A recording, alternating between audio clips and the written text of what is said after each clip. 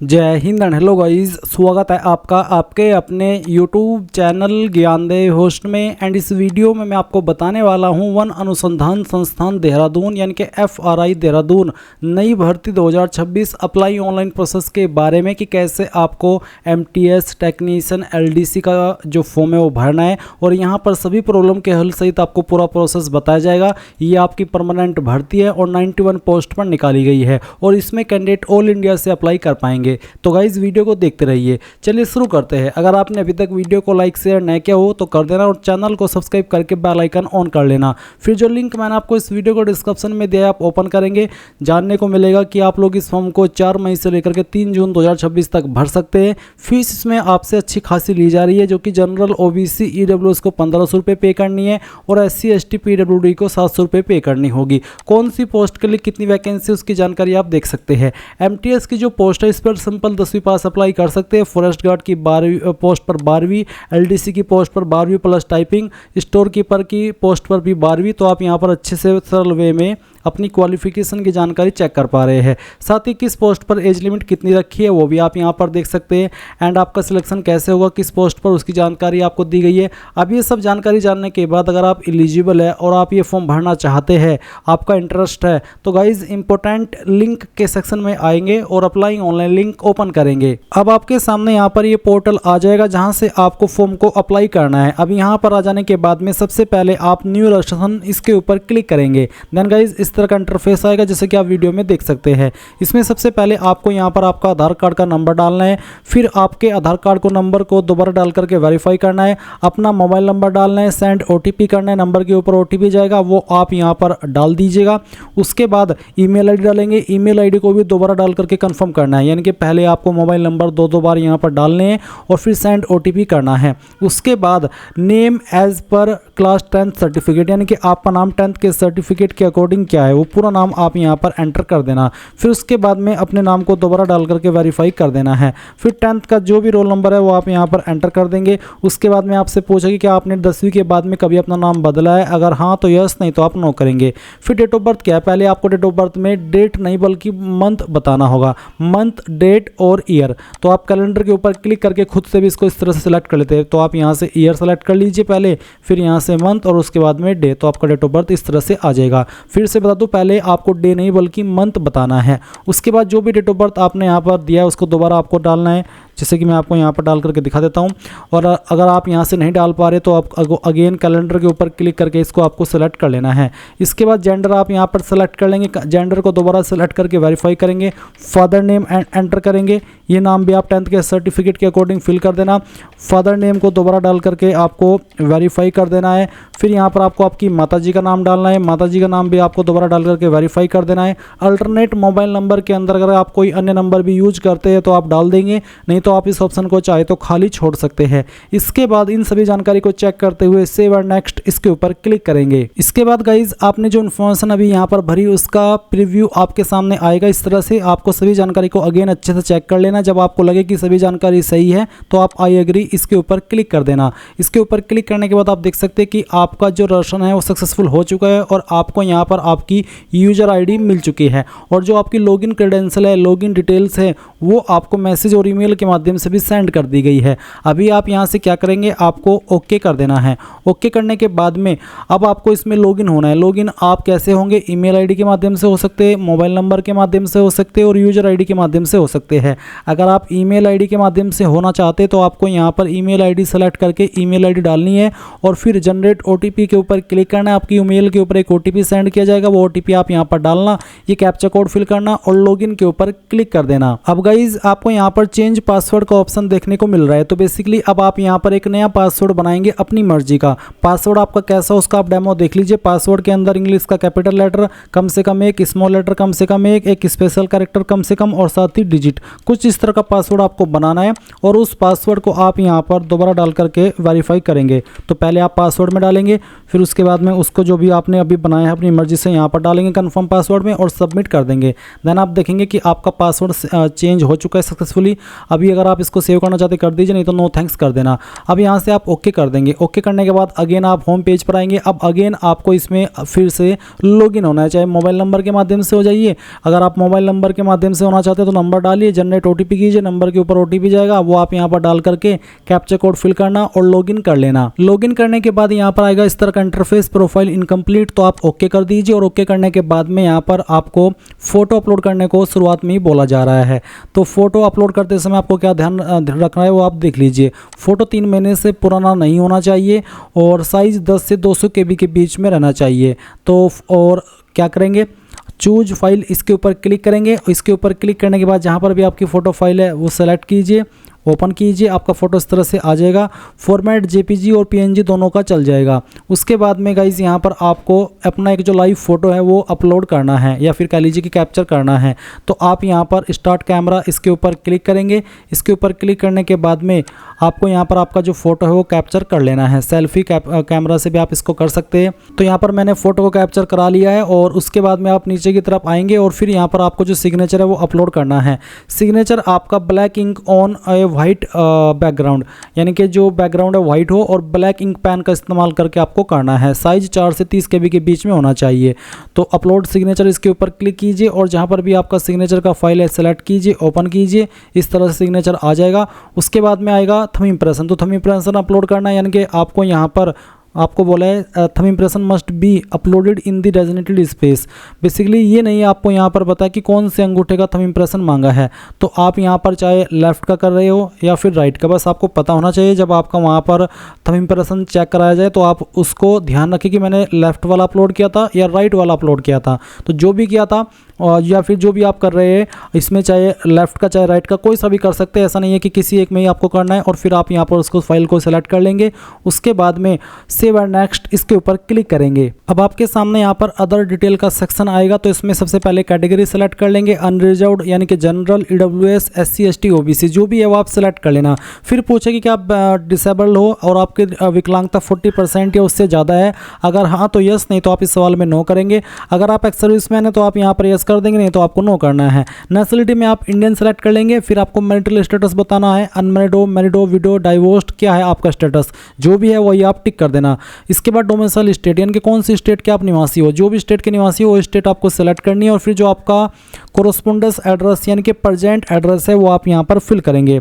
मैं यहाँ पर ये फॉर्म डेमो के लिए भर रहा हूँ तो मैं यहाँ पर डेमो के लिए ऐसे ही कुछ भी लिख दे रहा हूँ, बट आपको यहाँ पर आपका रियल एड्रेस लाइन 1, 2, 3 के अंदर लिखना है। साथ ही कंट्री सेलेक्ट कर लेनी है, फिर अपनी स्टेट सेलेक्ट करनी होगी और उसके बाद में आपकी डिस्ट्रिक्ट आपको सेलेक्ट कर लेनी है और फिर अपना पिन कोड यहाँ पर डाल देना है। नीचे आता है परमानेंट एड्रेस और साथ ही सेम एज कोरोस्पोंडेंस एड्रेस, यानी कि अगर आपका परमानेंट एड्रेस और प्रेजेंट एड्रेस एक है तो आप इस बॉक्स को टिक कर देना और अगर अलग अलग है तो अनटिक करके अलग से भर देना।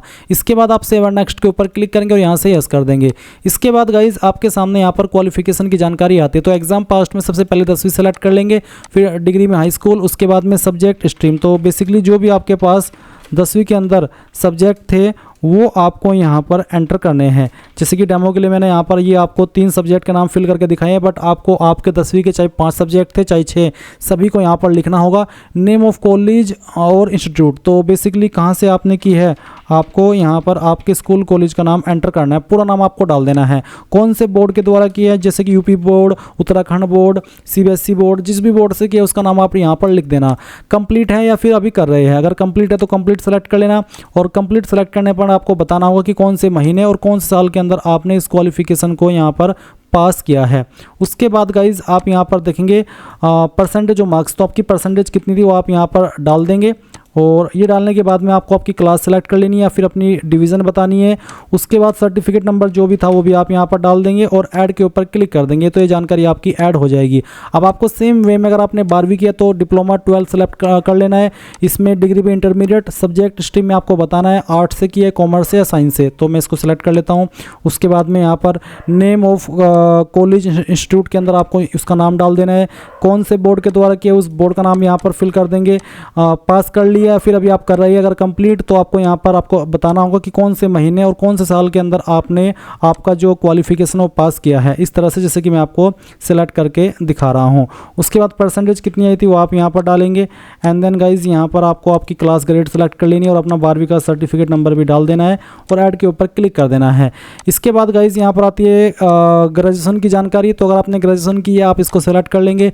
डिग्री यहाँ पर कौन सी इनमें से, अगर इनमें है तो सेलेक्ट कर लेंगे, तो अदर के ऊपर क्लिक करके खुद से अपनी डिग्री का नाम दे सकते हैं। सब्जेक्ट स्ट्रीम क्या था वो बताएंगे, नेम ऑफ इंस्टीट्यूट के अंदर कहाँ से किया उसका नाम, फिर नेम ऑफ यूनिवर्सिटी के अंदर अपनी यूनिवर्सिटी का नाम, कंप्लीट है क्या है वो आप यहाँ पर बता देंगे। अगर आपने नहीं किया ग्रेजुएशन तो आप इसको खाली छोड़ देना और सेव एंड नेक्स्ट के ऊपर क्लिक करके यहाँ से यस कर देना। इसके बाद ओके करना। ओके करने के बाद आपके सामने आपकी जो अभी डिटेल्स आपने भरी है उसका प्रीव्यू है। तो सभी जानकारी चेक करते हुए नीचे की तरफ आएंगे, यहाँ पर टिक करेंगे और यहाँ पर टिक करेंगे और कंफर्म के ऊपर क्लिक कर देंगे। इसके बाद गाइज आप देखेंगे कि जो आपकी प्रोफाइल की डिटेल्स है वो आपकी कंप्लीट हो चुकी है। अभी आपको to apply please click here, apply करने के लिए क्लिक हियर के ऊपर क्लिक कर देंगे। अब यहाँ पर आपके सामने सभी पोस्ट आ चुकी है जो जिन पोस्ट पर ये भर्ती निकली है, जैसे कि टेक्निकल असिस्टेंट है, टेक्नीशियन है, एलडीसी है, फॉरेस्ट गार्ड है, स्टेनोग्राफर ग्रेड 2 है, स्टोर कीपर है, लाइब्रेरी इंफॉर्मेशन असिस्टेंट है, टेक्नीशियन है। तो इनमें से आपको जिस भी पोस्ट पर आपको अप्लाई करना है उसी पोस्ट पर आपको क्लिक हियर टू व्यू इसके ऊपर क्लिक करना है। उसके बाद इस तरह से इंस्ट्रक्शंस आएंगे, फिर आप यहाँ पर अप्लाई नाउ इसके ऊपर क्लिक करेंगे, आई एग्री के ऊपर क्लिक कर देंगे। यहाँ पर कुछ सवाल है जैसे कि क्या आप ICFRI के परमानेंट एम्प्लॉई है, अगर हाँ तो यस, नहीं तो आपको नो करना है। क्या सेंट्रल गवर्नमेंट एम्प्लॉई है जिसने 3 ईयर की कंटिन्यूस सेवा प्राप्त कर ली है फॉर्म को फिल करने की लास्ट डेट तक, अगर हाँ तो यस, नहीं तो आप नो करेंगे। क्या आप एक स्टेट या सेंट्रल लेवल के स्पोर्ट्स पर्सनल है, अगर हाँ तो यस, नहीं तो आप नो करेंगे।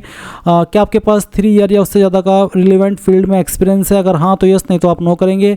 क्या आप डिबेट किए हो UPSC के द्वारा या एनी पब्लिक सर्विस कमीशन के द्वारा, अगर हाँ, डिबेट का मतलब है ब्लैक लिस्ट या निकाले जाना, अगर हाँ तो यस, नहीं तो आपको नो करना है। फिर mention the relationship if you are the relative of chairman member gazetted non gazetted employee ऑफ ICFRE, अगर आप ICFRE के जो चेयरमैन मेंबर है उनके आप रिलेटिव है तो आपको बताना कि उनके साथ में आपकी क्या रिलेशनशिप है, वो आपके अंकल है, क्या है, पिता है, भाई है, बहन है, क्या है, वो आपको लिखना है। अगर नहीं है तो आप यहाँ पर इस तरह से NA लिख देना। ये लिखने के बाद में अब आप सेव एंड नेक्स्ट इसके ऊपर क्लिक करेंगे और यहाँ से यस कर देंगे। फिर आप ओके करेंगे। ओके करने के बाद में यहाँ पर डॉक्यूमेंट अपलोड करने हैं। बेसिकली यहाँ पर हाई स्कूल सर्टिफिकेट डिटेल, अब अगेन यहाँ पर गाइज 10वीं का जो सर्टिफिकेट नंबर है वो आपको एंटर करना है। सर्टिफिकेट इश्यूड बाय, तो मेरा सर्टिफिकेट इशू है यूपी बोर्ड के द्वारा, अगर आपका CBSE बोर्ड के द्वारा तो CBSE बोर्ड लिखेंगे, उत्तराखंड बोर्ड के द्वारा है तो उत्तराखंड बोर्ड लिख देंगे। सर्टिफिकेट इशू डेट, कब ये सर्टिफिकेट इशू हुआ है वो डेट भी आपको यहाँ पर इस तरह से सिलेक्ट कर लेनी है, जैसे कि मैं आपको यहाँ पर सेलेक्ट करके दिखा रहा हूँ। और ये देने के बाद में आपको यहाँ पर 10वीं का सर्टिफिकेट अपलोड भी करना है। साइज 50 से 300 KB के बीच में और फॉर्मेट PDF का। अगर आपका इमेज में है तो उसको PDF में कैसे बनाएंगे वो जान लें। गूगल के अंदर आना, सर्च करना इमेज टू PDF, पहले वाली वेबसाइट ओपन कर लेना, सेलेक्ट JPG इमेज के ऊपर क्लिक करना और जो भी 10वीं का सर्टिफिकेट आपका है उसको आप सेलेक्ट करेंगे, ओपन करेंगे, कन्वर्ट टू PDF के ऊपर क्लिक करेंगे। ये फाइल आपकी PDF के अंदर कन्वर्ट हो जाएगी। डाउनलोड PDF के ऊपर क्लिक करेंगे तो ये फाइल आपकी PDF के अंदर डाउनलोड हो जाएगी। उसके बाद आप चूज फाइल इसके ऊपर क्लिक करेंगे और जहाँ पर भी आपकी फ़ाइल है जो भी आपने डाउनलोड किया उसको सिलेक्ट करेंगे, ओपन करेंगे, यहाँ पर आपकी फ़ाइल आ जाएगी। ध्यान दीजिए साइज़ 50 KB से 300 KB के बीच में रहना चाहिए। इसके बाद में गाइज आप यहाँ पर देखेंगे हाई स्कूल मार्कशीट डिटेल। अभी आपने भरी हाई स्कूल सर्टिफिकेट डिटेल और नीचे आपको मार्कशीट डिटेल देनी है, तो इसमें मार्कशीट नंबर डालेंगे। फिर मार्कशीट इश्यूड बाई, अगेन आपको यहाँ पर किस बोर्ड के द्वारा आपकी मार्कशीट इशू हुई है उस बोर्ड का नाम देना है। मार्कशीट इशू डेट, तो अगर आपका मार्कशीट और सर्टिफिकेट एक ही है तो जो डेट आपने सर्टिफिकेट इशू डेट में डाली है वही इसमें डाल देना और अपना जो 10वीं का सर्टिफिकेट है या मार्कशीट है वो यहाँ पर अपलोड कर देना। अगर सर्टिफिकेट मार्कशीट अलग अलग है तो अलग अलग अपलोड कर देंगे, अगर एक ही है तो दोनों में सेम फाइल आपको अपलोड करनी है। उसके बाद आपको सेम तरीके से 12वीं की इन्फॉर्मेशन देनी है, 12वीं का सर्टिफिकेट डिटेल जिसमें कि certificate number, certificate issued by, certificate issue date और जो सर्टिफिकेट का डॉक्यूमेंट है वो अपलोड करना है।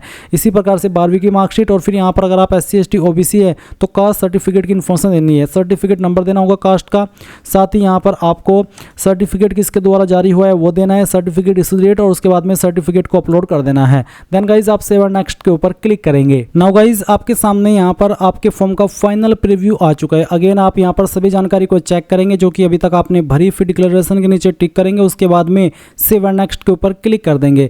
अब आप देखेंगे यहाँ पर your eligibility for this post has been validated successfully, यानी कि मैं एलिजिबल हूँ और मैं यहाँ से यस कर देता हूँ। हूँ। फिर आपको यस करना है, यस करने के बाद में आपको ओके कर देना है और अब आप यहाँ पर देखेंगे कि आपको पेमेंट के पेज पर ट्रांसफ़र किया जाएगा। तो ये जो कैप्चा कोड आपके डिस्प्ले के ऊपर आएगा वो कैप्चा कोड आप यहाँ पर डाल देना और उसके बाद पे नाउ इसके ऊपर क्लिक करना। देन गाइज आप पेमेंट के पेज पर ट्रांसफ़र किए जाओगे और आप अपनी फ़ीस यहाँ पर card, QR code, net banking यानी कि जिस माध्यम से जमा करना चाहे कर सकते हैं। जैसे ही आप फीस जमा कर देंगे और वो सक्सेसफुल रहेगी तो गाइज आप अपने फॉर्म का फाइनल प्रिंट आउट ले पाएंगे। एंड अगर आपको किसी और पोस्ट पर भी अप्लाई करना है तो अगेन आप लॉगिन कीजिए। अब आपको बार बार रजिस्ट्रेशन करने की आवश्यकता नहीं है और अप्लाई कर लीजिए जिस भी पोस्ट पर आपको अप्लाई करना है, अगर आप उस पर क्वालिफिकेशन के अकॉर्डिंग अप्लाई करने के लिए एलिजिबल है। मैंने यहाँ पर MTS की पोस्ट पर अप्लाई करके दिखाया। इसी प्रकार से आप जिस भी पोस्ट पर अप्लाई करना चाहे वो कर सकते हैं। तो ये थी गाइज FRI देहरादून भर्ती 2026 ऑनलाइन फॉर्म के बारे में संपूर्ण जानकारी। So thanks for watching. जय हिंद।